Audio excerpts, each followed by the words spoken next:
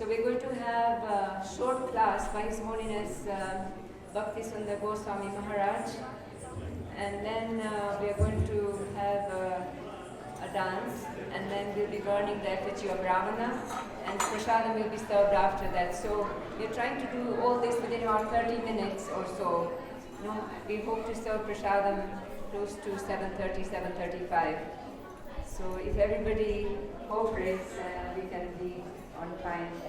So we are very happy that Maharaj has been with us for around 2 weeks. We've had really beautiful, excellent classes on Krishna Katha. And this is the last class by Maharaj during this visit here. Some of you are new. Maharaj joined ISKCON in 1973, and he got initiated by Srila Prabhupada personally in Venezuela in 1975. And Maharaj has also been temple president in Spain and in Venezuela. And since then he's been traveling, preaching mainly in Latin America, US, Europe, and India as well. Maharaj travels quite a lot, and he's also written a couple of books. One, Srila Prabhupada in Venezuela, and another one also. They've recently been translated in English, but we did not have enough time to have them here this time. So during next visit, Maharaj hopes that we'll be able to distribute those books over here. Maharaj gives really nice classes, so I can imagine how good the books will be. Maharaj has a very nice way of intermingling his philosophy with stories, and so looking forward to those books as well. So Maharaj is going to talk about why we celebrate Dasara today. I know that a lot of you have questions, especially children. So it's going to be a short 15-minute class followed by a dance, then burning the effigy of Ravana, and prasadam will be served after that. Thank you so much. Hare Krishna. Hare Krishna.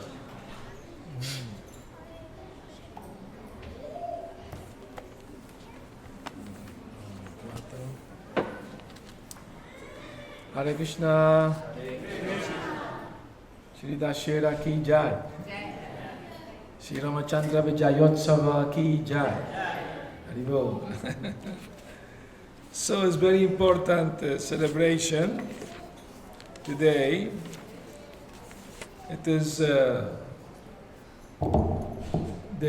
victory over evil, good over evil. Since beginning of the universe, there were asuras and devatas. Devatas are devotees of the Lord, and asuras are against the Lord, enemies of the Lord. So naturally the Lord protects his devotees, and he chastises his miscreants, non-believers. So today, a day like today, Ravana was killed by Lord Ramchandra.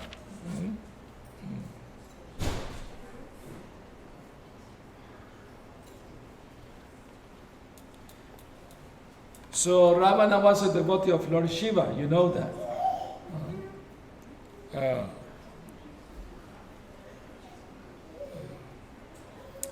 This is from Srimad Bhagavatam, 4th Canto, Chapter 7, text 47, and the purport Srila Prabhupada explained.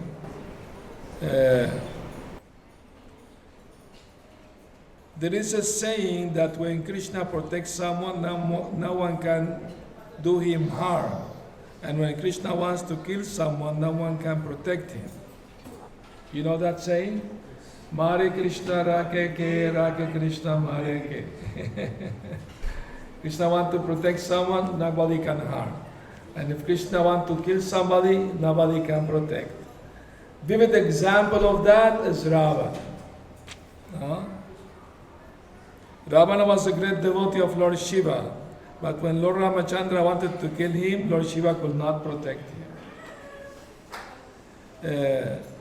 If some demigod, even Lord Shiva or Lord Brahma, want to harm to a devotee, Krishna protects the devotee. But when Krishna wants to kill someone, such as Ravana or Hiranyakashipu, no demigod can protect him. So that's very clear indication that the Lord is above all the devatas, higher than all of them, supremely powerful. When Lord Chaitanya was touring South India, he stayed at the house of one Brahmin. This Brahmin was a Rama Bhakta. He was worshipping Lord Ram. So, noon was approaching and the Brahmana wasn't start cooking. So the Lord asked him, are you going to cook for your Thakurji, your deity? He has a deity of Lord Ramchandra. And you know what the Brahmana said? He said, I'm waiting that Ramchandra's brother, Lakshman, brings some vegetable from the forest so I can start cooking. That was his meditation, you know. After a few minutes, he started cooking. And then he offered to the Lord and then gave Lord Chaitanya Mahaprasad. And after Lord Chaitanya finished eating, he saw that the Brahmana was not eating. So Lord Chaitanya asked him, why you're still fasting? Please break your fast, take prasad. And the Brahmana said, how can I eat when Sita Devi was kidnapped by Ravana? I'm going to fast until death. I can't tolerate that the Mother of the Universe was kidnapped by this demon. And to pacify him, Lord Chaitanya said, no, please don't think like that. No demon can touch Sita Devi. It was given Maya Sita to Ravana, not the real Sita. Maya Sita. She was not touched by anything. Don't worry, please take your prasad. So Brahmana was pacified, he took his prasad. The Lord went touring other temples and he found a manuscript of the one Purana explaining that Sita Devi was taken to Agni Lok, the planet of Agni Dev, to shelter there. So when the Maya Sita entered the fire, the real Sita came out. That's the way that happened. No? So when Lord Ramachandra sent Hanuman to find Sita, he gave his ring, as a proof to give her. And Hanuman is a son. Who's the father and mother of Hanuman? Yeah, the boy. You. Who? Vayu, correct. But you know what? He was given to Vayu as a son, but he was born from Shiva and Parvati. You know the story? That once in Kailas, Shiva and Parvati were watching some monkeys, jumping from tree to tree, branch to branch. So Parvati jokingly told Shiva, let's become monkeys and jump also like them. So they became both monkeys and they were jumping like that. And when she became pregnant, a monkey was born. A true story. Yeah? So they gave to Vayu the son, and Vayu gave it to the king of the monkeys, and the queen of the monkeys, what was her name? Anjani. So Mahanan is known as Anjani Sutta. Listen. His mother will give him ripe fruit, very nice ripe fruit. One day he asked his mother, Mother Anjani, why the fruit are so sweet and nice? And she told him, because the sun enters the fruit and make them ripe, they become sweet. So one day Hanuman was looking for fruit. He couldn't find ripe fruit, only green. So he thought, if the sun makes the fruit sweet, the sun must be very sweet. So I'm going to eat the sun. So he became gigantic, very huge, big, and put the sun in his mouth. Immediately all the universe became dark. All devatas were frightened. It's not time for destruction of the universe yet. So they went to Lord Brahma. And Brahma, along with all the devatas, went to Hanuman, and Indra was threatening Hanuman.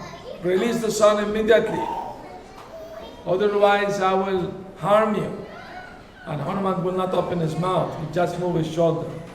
I don't care, you know.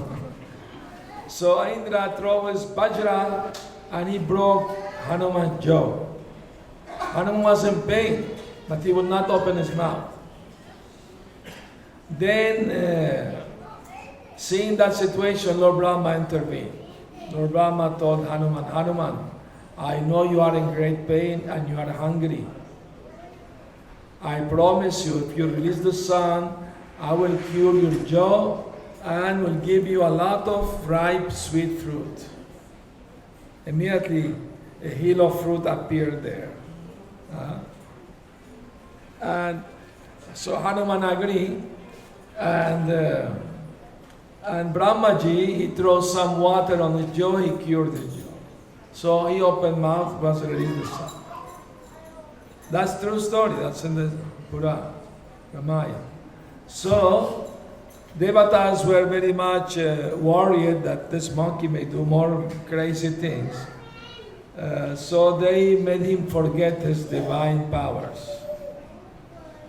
Only when he needed to find Sita Devi, the demigods allow him to remember his powers. And that's why he was able to jump to Ceylon, Sri Lanka. With the ring, he found Sita Devi, and he gave the message and gave the ring. And he offered, dear mother, if you want, you can climb my shoulder, I take you right now to Lord Ramchandra. She said no. He's my husband, and this demon, he took me away from him. He must come and kill this demon. Then he can take me back. That's the way the Kshatriyas do things. So, when Lord Ramchandra wanted to cross the ocean, he called for the ocean, but the ocean would not come. I mean, the personified ocean. So the Lord became angry with red eyes, looked at the ocean, and the water was becoming very hot. All the aquatics, they were very uncomfortable. So immediately the personified Sagar came, paid obeisance to the Lord and asked forgiveness. And the Lord asked him, I want to build a bridge over this ocean. Will you cooperate? Yes, my Lord, of course. I'm your servant, your eternal servant. So, the Lord, with the help of all the monkeys, they make the bridge. The stone were floating in the water. Do you know why Lord Ramachandra had to take help from monkeys? There is a story behind that. Do you know?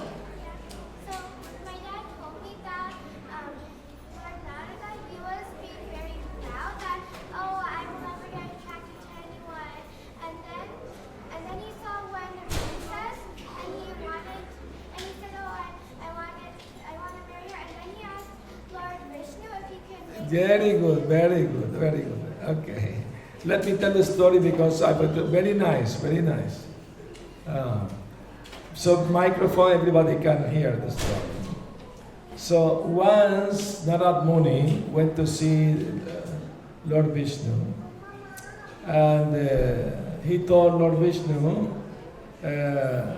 my dear Lord, now I am free from your Maya, your illusory energy. I am above that. Lord Vishnu said, that's very nice, Narad, but please be careful with pride. Maya is very powerful. Pride is not good. He said, no, I'm fine. So anyway, Lord Vishnu wanted to teach lesson to Narad. So Narad, he was going somewhere in the universe, and he landed in one planet. In this planet, there was big festivity, palaces decoration, the roads decorated, trumpets and different instruments being played. So he arrived at the palace, and the king received him nicely and, welcomed him and asked for his blessing and washed his feet, gave him prasad, everything. So Narad Muni asked, what is the occasion for the festivity? He said, oh, my daughter, the princess, she's going to choose her future groom. And she's great devotee of the Lord. And she has aspiration to marry Lord Hari himself. Please give your blessing. So the princess came, offered respect and prayer to Narad Muni. And Narad Muni saw that she was very, very beautiful and very shy and very learned and very humble. Very nice, good qualities. So he gave blessings, and he went to see Lord Vishnu, Lord Hari. And he told, my dear Lord, I'm going to ask you blessing from you. Will you give it to me? Yes, yes, whatever you want. I want to have the face of Hari. He want to have the princess. I want to have the face of Hari. Okay, you are my dear devotee, of course, my blessing, you have the face of Hari. So Narad was very happy. He went to the Swayambara and was sitting with all the devatas and, brahmanas, sages, waiting to be chosen. So the princess came with the garland in hand. Whoever she chose, she would put the garland on. So Narad Muni was immediately there, putting his neck forward, here I am, She looked at him and she laughed. And she kept walking. And suddenly Lord Hari himself came. Lord Vishnu, forearm, she ran to him and put the garland around him. So Narada became very disturbed. He was, so he ran to complain to Lord Hari, Vishnu. He passed in front of a mirror, and he looked in the mirror, he had the face of a monkey. So he became more angry. He told Lord Hari, I ask you to have the face of Hari, not a monkey. You don't specify which Hari you wanted, because Hari have different meanings. One of the meaning is monkey, so you got what you want. So Narad Muni became upset. He said, next time you go to earth, only the monkeys will give you help. Since you make me monkey now, only the monkeys will help. Nobody else. So that's how Lord Chandler had to get help with the monkeys. Now when they arrived in Sri Lanka, the NASA discovered the bridge underneath the ocean. 30 kilometers long, has a curve, not natural formations, intelligently made by some intelligent persons. So that proves Ramayana is not mythology, it's a real history. It is history, not mythology. So, when they arrived in Lanka, they camped, was at night, they camped there. And Hanuman, with his tail, he made a fortress around Ramchandra to protect him at night. Ramchandra will sleep, but Hanuman will be awake all night, vigilant that no demons will come. But one demon, his name was Mahir, came underneath the earth. Tunnel, and he kidnapped Lord Ramchandra while sleeping and took him the other side of the world. Prabhupada was in Venezuela. I was fortunate to have his wonderful association. And one morning in the park, he told us that the demons took Lord Ramchandra through a tunnel 8,000 kilometers long. took him to Brazil. Prabhupada said Brazil. We were surprised, Lord Ramachandra in Brazil? Because Ramayan said the other side of the world. So Prabhupada looked at the map of the world, and he made a straight line from Sri Lanka and landed in Brazil. So Prabhupada's conclusion, this place must be Brazil. And the idea the Rakshasas kidnapped the Lord was to sacrifice him in front of Goddess Kali. They were worshipping big Goddess Kali in a cave. So Lord Ramchandra told them, because they asked him, you have to bow down in front of Goddess Kali. Lord Ramchandra said, I am a prince, I don't know how to bow down. You must teach me how to do it. So all the Rakshasa bowed down, and Ramchandra took a sword, chopped up the head. All the demons. The Ramayan said that Hanuman followed him behind, because he was every half an hour or so he will see if the Lord is sleeping. So one time he was looking, the Lord wasn't there, and was a hole in the ground. So he followed through the tunnel. And he was hiding behind the Murti of Kali. So when Lord Ramachandra started chopping heads, he also was helping him, chopping heads of demons. And this happened in Brazil. So I wrote a book about Prabhupada's visit to Venezuela. It is published in Spanish, and next year hopefully will be published in English. And I made some investigation, and I found out interesting thing about Brazil. To begin with, there is an ancient abandoned town that historically, previous 1,000 years ago, was known as Hanuman, the town. Hanuman, with an H and everything, it's written. And the name Brazil did not exist at that time. Different name. And you know what was the name of Brazil previously? Pindorama. The name Rama is there in the name of the country. And Pindo comes from Pinda. Pinda is offering oblations. Anyway, so Prabhupada told us that all the gold Ravana was having in Sri Lanka was coming from the mines in Brazil, all the gold. And he asked us if there was still gold in Brazil. We said, a lot of gold, even up to today. A lot of gold. So, and then the war started. Vibhishana changed, he joined Lord Ramchandra. Ramchandra gave him protection. That's his promise, whoever takes shelter in him, he will give all protection. Because Vibhishana understood that Ravana was evil. To kidnap somebody's wife is evil. It's a very, very inappropriate thing to do against her will. So Ravana was doomed to be destroyed. And the war went on very, very, so much power was there,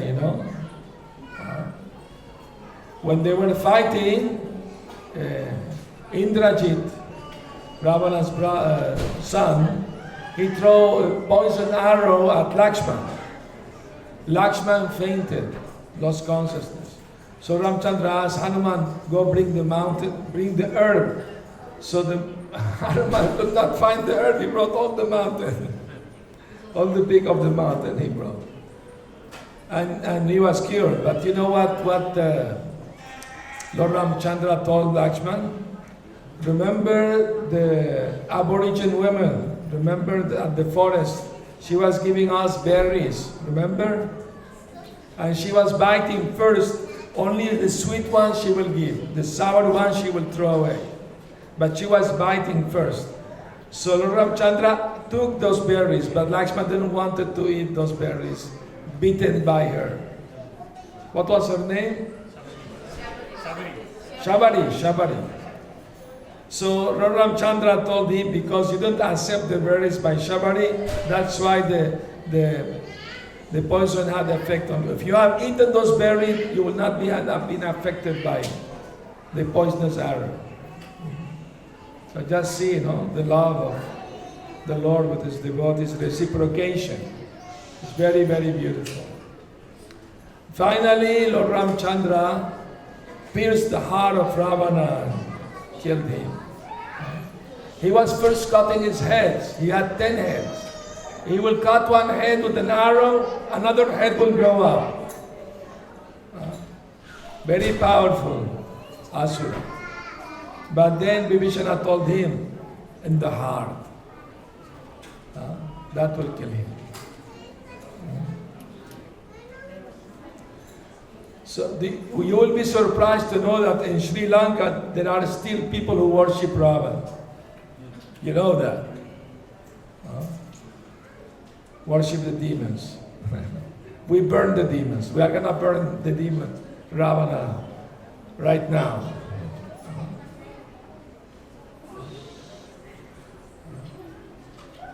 We don't like the demons. We like the devotees of the Lord and the Lord.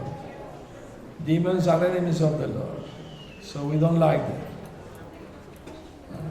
But the Lord through them teach us that goodness will prevail and evil will be destroyed.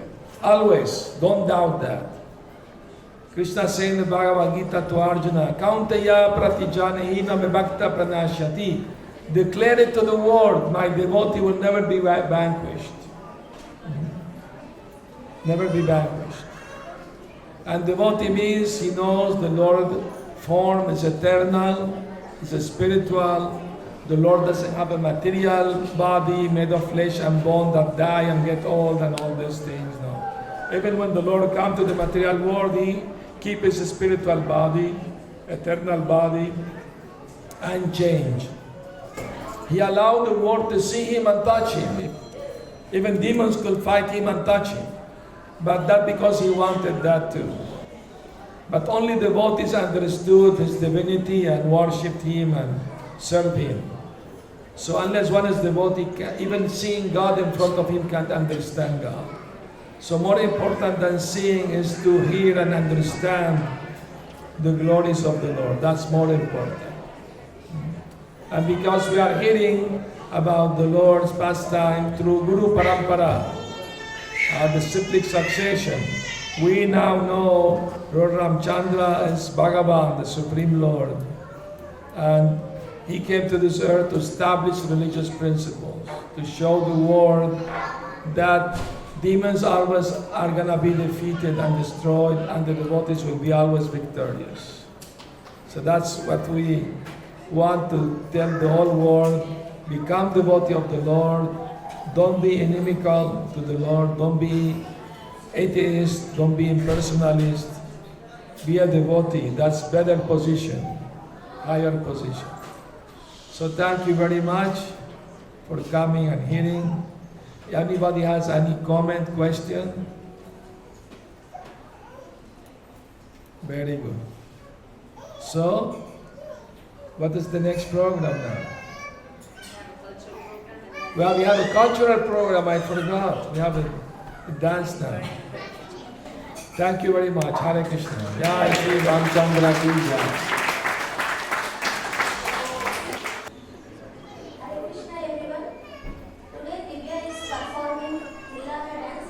She is learning Bharat